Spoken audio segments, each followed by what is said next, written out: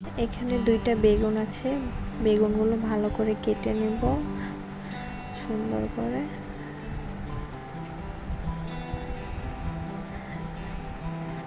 তারপর আলু নিয়েছি, আলুগুলো ছিলে কেটে নেব। এখানে 2টা ইলিশ মাছ আছে, 2টা ইলিশ মাছ ছাড়িয়ে নেব। তারপর ইলিশ মাছগুলো সুন্দর করে সাইজ অনুযায়ী কেটে নেব। ইলিশ মাছগুলো কাটা পর বেগুন আলুটা ধুয়ে নেব সুন্দর করে। বেগুন কড়াইয়ে তেল দিয়ে দিব, তেল গরম হয়ে গেলে কুমড়ো বড়িটা দিব। বড়িটা ভালোভাবে একটু ভেজে নেব লাল লাল করে। ভাজা হয়ে গেলে বড়িটা উঠাই নেব। কড়াইতে নিয়ে আলু বেগুন ভেজে নেব সুন্দর করে। একটু হলুদ, একটু লবণ নেব। তারপর একটু নেড়ে চেড়ে যখন একটু লাল হয়ে আসবে তারপর নামাই নেব সুন্দর করে। পেঁয়াজ কুচি ও কাঁচামরিচ কুচি গরম তেলে দেব। এটা ভাজতে থাকবো লাল না হওয়া পর্যন্ত, বাদামি রঙে ভেজে নেব।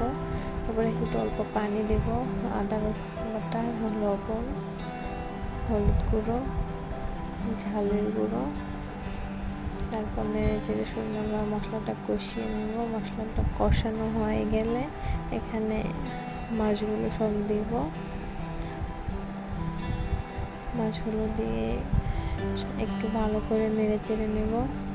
সব মাছ দেওয়া হয়ে গেলে তারপর এখানে পানি অ্যাড করে দেব।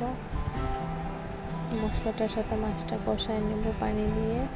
এরপর এখানে মাছ কষানো হয়ে গেলে ভালোভাবে কষাইতে হবে। তারপর এখানে ভেজে রাখা বেগুন আলু অ্যাড করে দেব। তারপরে একটু নেড়ে চেড়ে এখানে পানি অ্যাড করে দেব, পরিমাণ অনুযায়ী পানি দিয়ে দেব। তারপর বলক আসলে ভেজে রাখা কুমড়ো বড়ি দিব। তারপর পরিমাণ অনুযায়ী ঝোল গরম হয়ে গেলে ভাজা জিরে গুঁড়ো দিয়ে নামিয়ে নেব। গরম ভাতের সাথে পরিবেশন করে নিব।